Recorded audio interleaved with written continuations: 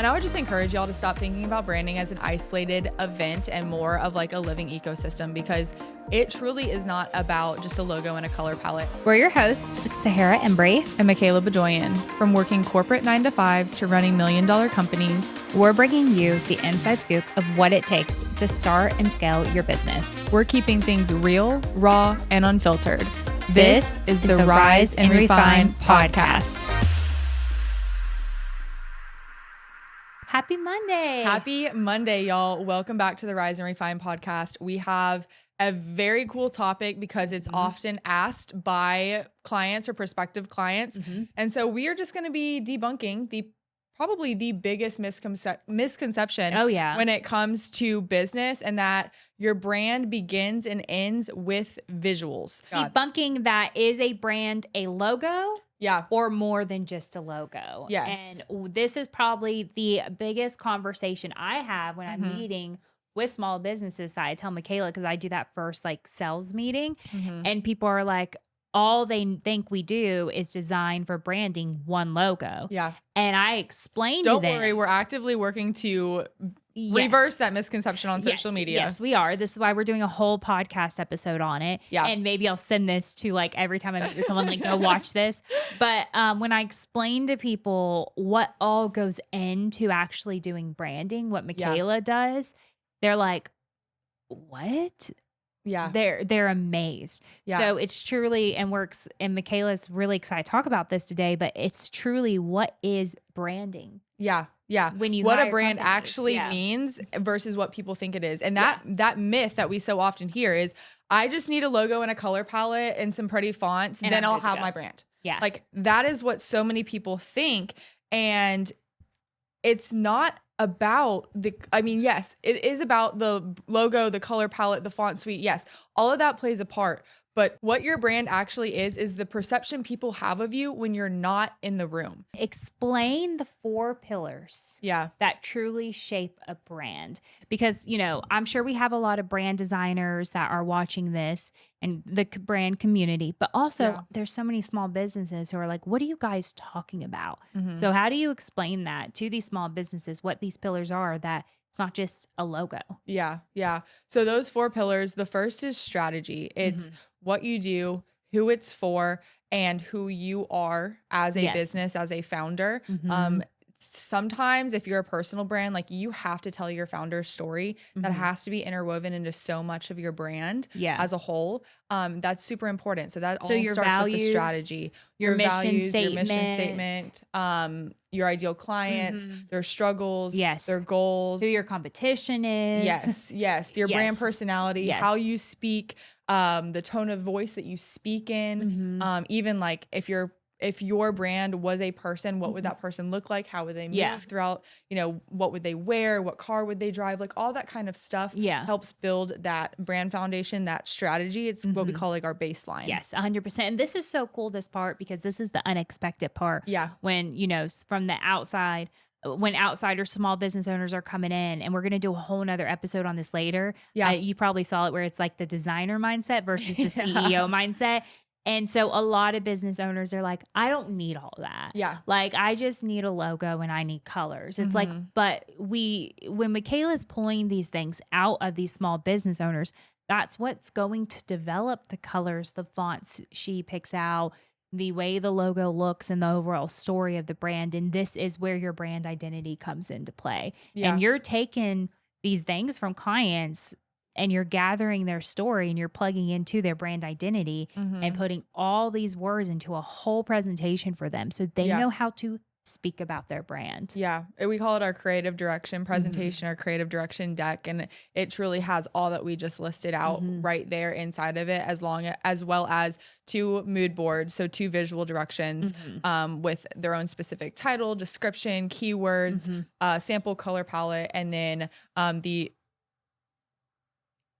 What are they doing? Oh my, they're jumping and clapping. Oh, they're doing content today. Oh my gosh, that's not distracting at all. She gets to see like real life Embry Group doing content today. Usually we're yelling, we're screaming, we're jumping and clapping. Yeah, no, if I worked in this office, I would be so distracted. I'd have to lock myself away. Yeah, but so anyway. Okay, so the first pillar was the strategy where we're going through that. Yeah, and it bleeds really easily into the second pillar, which is voice. It's how you communicate your story, how your brand speaks. So what does that look like for you? Is your voice going to be more professional, more intellectual? You're going to plug in those industry specific keywords, or are you more like us at Refined? You're going to be a little bit more relaxed, a little bit more friendly, conversational driven, like you're on FaceTime with us. Yeah. It's how your brand speaks. That's what voice is. Yes. The third is emotion. This is a big one. It's huge. It's what your audience feels when they interact with you and your brand. So it literally, when somebody looks at your website or your logo or your colors, that plays into emotion with people and what they feel. And so it's not just, does their logo look pretty? It's the overall aesthetic and vibe of the whole entire brand. What do they say in their mission statement? What are their values? Emotion is what's going to get people to want to reach out to you, respect your company, like you, and ultimately relate with you. So emotion's a big piece. It's probably the biggest piece, in my opinion, out of all of this, because if your brand is not evoking anything, if it's not pulling on heartstrings, if it's not tugging at a certain emotion, if your brand doesn't make anybody feel anything, then it's just empty visuals. And so that's huge. Yeah. Okay. And then the last is actually visuals. Okay, this is when we get to the logo, like what it actually looks like. It's the design layer that brings everything all together. So yes, it's your color palette, your font suite, your logo suite, your imagery, whether that's stock imagery that is pulled for you or it's actual brand photography that you get taken. And so it's also, I mean, you can even dive deeper into visuals. It's what you put out into your newsletter. It's what is captured on your website. It's what is put out onto your social media, your YouTube account. Like, what does all of that look like? And making sure that it's cohesive and consistent across every single touch point. So you're recognized, like we've talked about this 1,000 times, so we won't dive into it. Yeah. Our orange is what connects people. They think of us when they see it, right? Like when Taylor Swift came out and her whole thing was orange, so many people were like, oh my gosh, this is your time. There's a new orange iPhone. She's orange now. It's like orange. And they actually thought of orange us. is now cool. Like what? We were here You're first. welcome. So it is a really big piece to it. Like the visual aspect is what's going to relate. And that's why consistency is so important within branding. But, you know, going back to Refine's foundation and everything, and that's why the strategy piece of what you do is so important. It's not just about the design work and the artwork and knowing how to use Photoshop and all these different Adobe Illustrator, knowing how to use Adobe. Why do I say Photoshop? Knowing how to because what you learned. Yes, I know. But knowing how to use Adobe Illustrator and all these things, it's not just about that. It's the strategy and detail work that you put into every brand. Oh, definitely. I mean, this and all of these things truly make up your brand as a whole. Yes. It is how you make people feel. It is the perception that you leave with people when you are not in the room and the emotion that you evoke. Like with us, when I get on stories and I talk on Refined or FaceTime style stories in the mornings on our forward facing days, Tuesday, Wednesday, Thursday, you can expect a certain level of energy from me every single time. Yes. I'm going to probably look presentable. I'm going to have my makeup done, my hair done in a nice outfit because that's how I'm choosing to show up for our business. And that is consistent every single time I get on screen. Now, sometimes I'll say like, hey, I'm coming back from a morning workout, blah, blah, blah. And I'll spit out what we have for the day. And then I'll get myself ready. And then for the rest of that day, you're going to see me all put together. Yeah. It's relatable in that sense. However, how I show up online is how we actually are off screen when we're talking with clients. 100%. And you want to make sure that those two are the same, that they are one and the same, they are connected. Because if you show up all bubbly and super fun on screen and you're just like this big personality, but then you suck the life out of people off screen because you're just like, I have you're so much to do, opposite, blah, blah, blah. like it's fake, people will feel that. Oh, they will feel that. Yeah. And so you want to make sure that your on-screen and your off-screen personality is synced. That is just as big a part of your brand as the visuals, as the brand foundation, all of the different touch points. And that's also something that people don't really realize. Yeah, I think so. But I think the issue with branding nowadays is somebody like goes to Pinterest or Instagram. They'll be like, oh, I see this person looks great and their branding looks good and this is what I want. But they're not diving into the strategy of who they are themselves. Right. And what or their target market, means, where their business is located. Any of that. They just see something that they think is pretty. And that's, I feel like, our job when we're talking to people and doing these creative direction calls with them is saying, Yep. you're hiring us to help you get to where you want to be, not just create work that looks like somebody else's. Yes. You're wanting something custom to you and who you are. You want us to pull that out from you. So I think that's a big thing with branding nowadays. A lot of people run into is, well, I just want my logo to look like that and it be pretty and I'm good to go. And it's not about that. Yeah, it's so much more accessible now, especially with Pinterest, especially with all these other design sites. And it's okay if you're drawing inspiration from those places, but there is absolutely no need to copy and paste into your own brand because one, that brand that you're copying is not built on strategy for your business. It is not speaking to your specific ideal clients. And maybe is in the similar way that, you know, the fonts chosen, the color palette chosen is in relation to your ideal audience. It's what would speak best to them. However, most of the time it's not. Yeah. And we see that very often. And so making sure that, yes, you can like something, you can draw inspo from something, but it is our job to keep you on track and say, like, yes, we see where you're at. We understand, we hear you. However, this is what is going to build a strong brand foundation for you. And this is going to anchor your business and take it to the next level. 100%. And it's our job to keep you on track with that.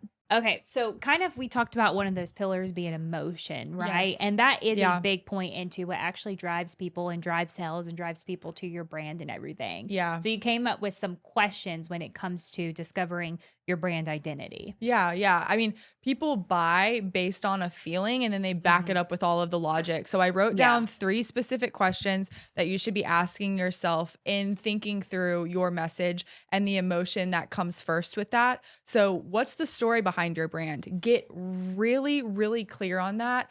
Dive into the details, list it all out. If it's a super long brand story, that's fine. At least it's on paper. You can fine tune it and compress it from there. But your story is on paper. Yes, but your story is only your story. It's the it's one unique thing. to you. Yes, it's unique to you. So your story is really important to get out there because nobody else has your story. People may have similar stories, but you are the only you. So the story aspect to all of this is really big for the emotion pillar. Yeah.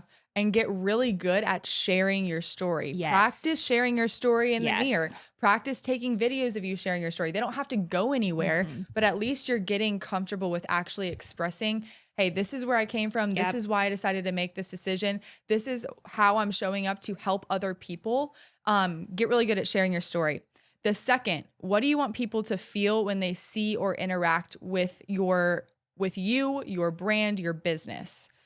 We've already touched on all of this, but that is number 2. Number 3, what do you stand for and what do you not stand for? That's your core values, okay? What are your non-negotiables? And stick to that. You're going to have clients, you're going to have people who are interested in your products or your services that are going to try to bend those core values. Stay firm, set boundaries, learn how to say no early and often because it's going to protect your mental space, your personal space, but your emotional space, but also your business as well. Yeah, 100%. So let's dive into some client stories, testimonials, and actual like real examples. Yeah. Which we just did a whole episode on Rise Lagree, but we can kind of touch on it just a quick bit. Yeah. So Rise Lagree, she is a boutique Lagree studio out in Poway, California. She came to us wanting to blend this high luxury style boutique feel, like what you would see in almost Palm Springs, that style for Lagree with the holistic wellness approach, because she was going to be offering a cold plunge and a sauna, and that's not typical for Lagree studios. And if you know nothing about Lagree in and of itself, the brand is very black and white. It's very masculine. It's very cold and like rigid, and that's just the way that brand specifically is. However, she wanted to make her Lagree studio feel warm, welcoming, more of a community-centered aspect. She wanted to draw in the fact that she is on the coast out in California, that she does have palm trees and really pretty sunsets and the beach and like the warmth there. And so we wanted to draw that into the studio with combining that holistic wellness approach and create more of an experience for people to come to, not just about a fitness studio where you come up. And if you don't know anything about Lagree, the easiest way I can explain it, it's like the harder version of Pilates. Oh, it That's the definitely is. easiest Yeah. way I can explain it to people. But she wanted It's high to, intensity, low impact. yes. And so she wanted to take that fitness vibe where a lot of people go to fitness studios and they think sweaty. Yeah. They think just working out, and create an actual experience with her brand. And you feel all that when you look up her logo and her colors and the warmth, and you look up her website, and that's the feelings you get as an experience, not just Lagree. Yeah, I mean, everything is consistent across all of her visual touch points, and she is rooted in her story. She took, when she first started her account for Rise Lagree, before the studio was even in existence, she would walk viewers through, followers through the complete build out of the studio in and of itself. So people were allowed to vote on different colors for the walls, like paint swatches and flooring types and where things should be placed in the studio. And it was so fun to be able to see that, because she really was building her founder story along as her brand was being built. And again, it's consistent across every touch point, 100%. from her logo, her color palette, her font suite, to her social media, to her website, to her merch, to her in-studio experience. And she's evoking a feeling as soon as you enter her space. And that's 100%. exactly what our goal was for her, her Well, project. she's not just evoking feelings, she's evoking how somebody wants to feel. Yes, Like what exactly. they crave. Like, okay, I want to go work out and Yeah. have the experience of cold plunge, and then be in a warm studio, and Yeah. be there at sunrise and all these things. She's Yeah. making people feel those emotions before they even step through the door. Yes, exactly. That's the really cool part about her brand. And then we have Yes. Vogue Veil, which was really, really cool. We've worked Yeah. in the wedding. We've worked with a few different people in the wedding industry, but they have a really cool story and what they were trying to accomplish. So you want to talk about them a little bit? So Tiffany over at Vogue Veil, they're over in Arkansas. She is a boutique bridal concierge shop. And so she saw a gap in the wedding industry when she became a bride for the second time. So her story specifically was very unique, right? Oh, yeah, it was insanely unique. So her entire vision for the business actually came from her own personal experience. She has an insane story. It's a very redeeming story. If you want to read it, you can go to vogueveil.com and actually read her story on the About page.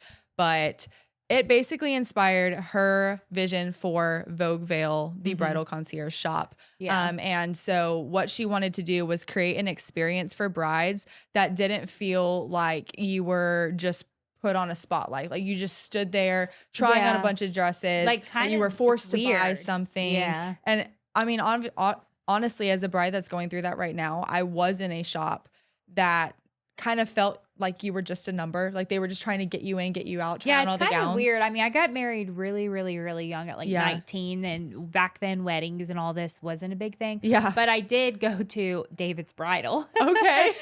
This is like old school. I mean, I got married like, like 12 years ago. Yeah. And I remember I didn't even pick out the dress I wanted, only because like you had to, it was so crowded. You had to stand in front of everybody. Then this bright light.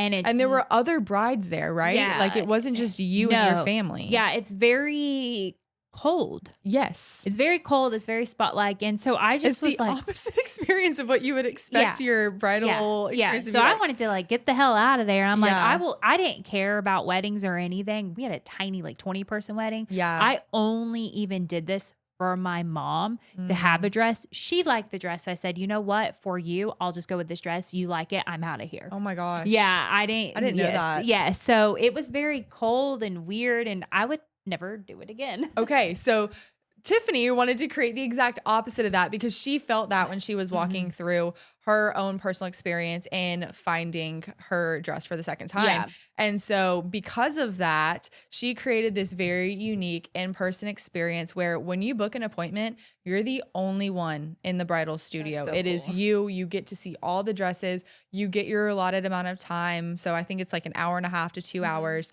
You pick what that looks like. You pick the experience that you want to have. She has so many perks. There's so many inclusive options for different brides. Yeah. It's just, it's so cool to It's see like what she's been able to create. like luxury, custom experience to make brides feel really comfortable. Exactly. Which is really important, because the last thing you want to do is be stressed out. Exactly. Because you're surrounded by bright lights and all these people and just chaos. So it's a really cool story she has, but really cool business concept.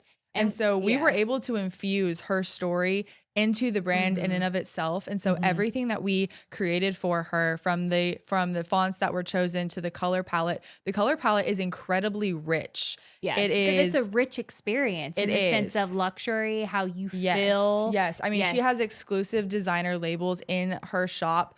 She has an Australian label in her shop that you can't find anywhere else in Oh, Arkansas. that's so cool. Yeah. So it truly is a luxe experience that she was able to create. And we basically took the vision that she had in her head and pulled it out, created this beautiful in-shop experience with the visuals from all of her touch points, from her website design to her social media accounts, and obviously her brand identity as a whole. And this episode, you're probably like, wow, you guys, this is so opposite of just talking about branding. Because it's truly It's those not pillars. just a logo and a color No, palette. it's those pillars that we went back to at the beginning of this episode. And these allowed us, the rich colors came from her story and the experience and what she wanted and all of these things. Well, and the clientele that she was trying to reach too. Yes. We knew that we couldn't just do something light, bright, and airy because that's every bridal shop. Yes. She wanted something that was grounded, that was rooted, that was luxe, that was elevated, intentional. You felt like you were the only one there, that you had this curated personal experience. And that's what she was able to create. And that's what we were able to help facilitate in getting her there. Very cool. All right. So those are a couple examples that we kind of wanted to talk through and give you guys those stories that relate to their branding. And we'll link both of their brands, their websites, everything here below. So you can go look at it and see what emotions you guys feel as you're going through their brand. So you can relate back to it. Definitely. And I would just encourage y'all to stop thinking about branding as an isolated event and more of like a living ecosystem, because it truly is not about just a logo and a color palette. And I hope that from our conversation today, y'all have been able to understand that a little bit more and kind of see it from our perspective, especially my perspective as a designer. Like when we have a brand come to us, I'm looking at the whole picture, not just this finite couple of months that you're going to be spending working with us. We're truly looking at the longevity of the brand. A brand if we're that building can a business last. from the ground up truly, or if you're established for a little while and we're looking to reinvent you in some form or fashion, or maybe tailor you to a new audience, all of that goes into account. It's not just this one little finite moment of time. So, well, it's a brand that can last, that can scale, that can grow. We're not building brand identities for a short-term business. We are truly branding companies for growth, to scale, to attract their ideal clients. There's so much that goes into it. So we kind of wrote out how to start defining your true brand identity and kind of some initial steps to go through, I would say. Yeah. That first is just to simply audit your brand. All right. Does your content sound like you? First and foremost, does it actually sound like you, or does it sound like ChatGPT just spit it out? Does your website make people feel what you want them to feel? Is there an emotion that's being evoked, or does it feel really cold and stuffy and dry? Are your visuals consistent with your values and your tone? Is it just a bunch of Canva templates, or are you actually putting intentional thought into the content that you're putting out? And then the second is define your brand's emotional core. So what 3 emotions do you want people to feel when they experience your brand? This is a big one. So it goes back to all of those core values, the strategy, the brand foundation. What is it that you want people to feel when they interact with you? The third is refine your message. One sentence that sums up what you do, who you help, and how you do it. So this is kind of like a mission statement in a way, but get that narrowed down, practice saying it in the mirror, so that way when somebody actually asks about your business, you can confidently spit out what that looks like. And then align your visuals last. So before you touch anything when it comes to putting out content on social media, building out a website, we're going to be doing the core work first, building that baseline, building that brand foundation, and then we're going to be looking at all of the visuals that come with it, because the visuals are going to enhance your brand. They're not meant to anchor your brand. Yeah, 100%. And I love this. And that's that your logo and your brand assets are what gets attention. Yeah. But your brand is what's going to last. Keep people coming to you, convert sales for you, convince people to work with you. And that's why the logo and color, it's like, let's gain attention. But our brand identity, our story, who we are, the emotion is what's going to actually gain people to come to us. And that's a big thing for it. You gotta really look big beyond thing. the surface, truly. Like dig a little bit deeper, go beyond the colors, the fonts, your logo. What are you trying to share with people? How are you trying to help people? And the more that you show how you can help them through sharing your story and your client testimonials, that's going to attract the right people to your business. 100%. And we can help you with all this. That's Yes, the cool we thing. We have can. Refine Marketing. So we can help you guys and start with that creative direction and pull out those values and that mission statement and walk you through this whole process, get the visuals that you want, the emotion, your ideal client, all of that, and build it with you. That's what Michaela's been doing on the designer side and what she's so good at and what we want to keep building and helping small businesses grow. Oh, thanks. Yes, so kind.